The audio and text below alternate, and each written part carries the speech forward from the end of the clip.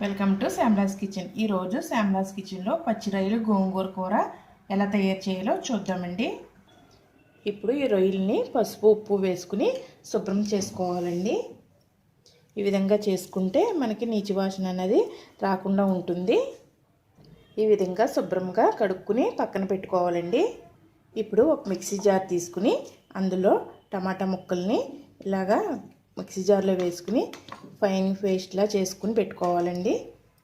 అందులోనే కొద్దిగా జీడిపప్పు వేసుకుని మెత్తగా రుబ్బుకోవాలి. ఈ విధంగా మెత్తగా రుబ్బుకుని పక్కన పెట్టుకోవాలండి. ఇప్పుడు స్టవ్ వెలిగించుకుని ఒక గిన్నె పెట్టుకోవాలండి. ఇందులోనే 2 స్పూన్లు ఆయిల్ వేసుకోవాలి. ఇది ఎందుకంటే గోంగూర వేయించుకోవడానికండి. ఆయిల్ వేడెక్కిన తర్వాత గోంగూరని ఇందులో వేసుకుని స్మూత్గా వేయించుకుని పెట్టుకోవాలండి పక్కన. నేను ఇక్కడ ఒక 1/2 కేజీ రొయ్యలకి ఒక కట్ట గోంగూర తీసుకున్నానండి. ఇది మెత్తగా అయ్యేంత వరకు వేయించుకోవాలి. గోంగూర మెత్తబడిందండి, ఈ విధంగా మగ్గిపోయింది. ఇప్పుడు దీన్ని పక్కన పెట్టేసుకోవాలండి. చల్లారే వరకును మనం మిక్సీలో పేస్ట్లా చేసుకుని పెట్టుకుందాము. చల్లారిన తర్వాత ఇప్పుడు కడాయి పెట్టుకుని కడాయి వేడెక్కిన తర్వాత ఆయిల్ వేసుకోవాలండి.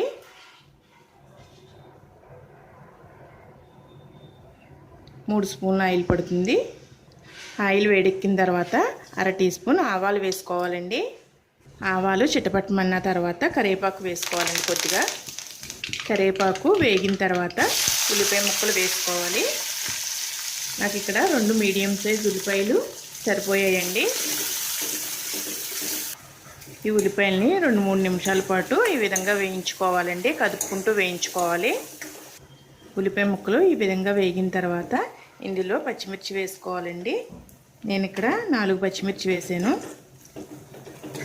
ఉల్లిపాయ ముక్కలు ఈ విధంగా దోరగా వేగిన తర్వాత మనం ముందుగా రెడీ చేసుకున్న పచ్చి రొయ్యల్ని వేసుకోవాలండి. ఒకసారి అంతా మిక్స్ అయ్యేలాగా కలుపుకోవాలి. ఒక 2 నిమిషాలని ఈ రొయ్యల్ని కదుపుకుంటూ వేయించుకోవాలండి. చూసారండి, రొయ్యల్లోంచి ఇలా వాటర్ వచ్చేసింది కదండి. వాటర్ అంతా ఎగిరిపోయే వరకు వేయించుకోవాలండి. ఇందులో వాటర్ అంతా ఎగిరిపోయిన తర్వాత 1 స్పూన్ అల్లం వెల్లుల్లి పేస్ట్ వేసుకుని పచ్చివాసన పోయేంత వరకు వేయించుకోవాలండి. తర్వాత పసుపు వేసుకోవాలి. తర్వాత కారం వేసుకోవాలి. తర్వాత ధనియాల పొడి వేసుకోవాలి. ఇప్పుడు ఒకసారి అంతా కలిసేలాగా కదుపుకుంటూ మగ్గించుకోవాలండి. ఇలా మగ్గిన తర్వాత ముందుగా పేస్ట్ చేసుకున్న టమాటా జీడిపప్పు పేస్ట్ వేసుకోవాలండి. ఇప్పుడు ఒకసారి అంతా మిక్స్ అయ్యేలాగా కలుపుకోవాలి. ఇప్పుడు మిక్సీ గిన్నెలో కొంచెం వాటర్ వేసుకుని వాటర్ ఈ కూరలో వేసేసుకుని ఒక 5 నిమిషాల పాటు మీడియం ఫ్లేమ్లో కానీ స్లో ఫ్లేమ్లో కానీ ఉడికించుకోవాలండి. మూత పెట్టుకుని ఈ విధంగా రొయ్యలు ఉడికిన తర్వాత మనం ముందుగా గోంగూర వేయించి పెట్టుకున్నాం కదండి, అది పేస్ట్ చేసుకుని వేసుకుందాము.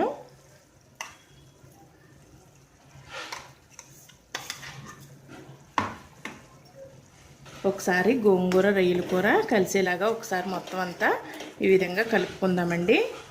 ఇప్పుడు ఇందులో రుచికి తగినంత ఉప్పు వేసుకుందామండి. నేను ముందు ఎందుకు వేయలేదంటే రొయ్యలకు పట్టేస్తుంది, మళ్ళీ గోంగూరకు పట్టదేమో అని నేను ఇలా వేస్తున్నానండి. అలాగే 1 టీ స్పూను గరం మసాలా వేసుకుని ఒకసారి అంతా కలిసేలాగా కలుపుకుందాము. ఇప్పుడు కొద్దిగా మిక్సీ జార్లో వాటర్ వేసుకుని ఆ వాటర్ ఇందులో వేసేసుకుని ఒక 2 నిమిషాలు ఉడికించుకుందామండి. ఈ నూనె అంతా పైకి తేరే వరకు ఉడికించుకుంటే సరిపోతుంది. చూసారా ఫ్రెండ్స్, నూనె అంతా పైకి తేరుకుంది, బాగా ఉడికిందండి. కూర చాలా టేస్టీగా ఉంటుంది. ఇప్పుడు స్టవ్ ఆఫ్ చేసేసుకుందామండి. చూసారా ఫ్రెండ్స్, చాలా చక్కగా కుదిరిందండి. కూర చాలా బాగుంది. అన్నీ నేను వేసినవన్నీ కరెక్ట్గా సరిపోయాయండి. మీరు రైసు, రోటీ, చపాతీ, పుల్కా దేంట్లోకైనా టేస్టీగా ఉంటుందండి. తినడానికి చాలా బాగుంటుంది. పుల్ల పుల్లగా మధ్య మధ్యలో రొయ్య ముక్క తగులుతూ చాలా అంటే చాలా బాగుందండి కూర. ఫ్రెండ్స్, ఈ వీడియో కనుక మీకు నచ్చినట్లయితే please subscribe my channel. Share చేయండి, లైక్ చేయండి, మీ సలహాలను కమెంట్స్ ద్వారా తెలియజేయండి. Thank you for watching.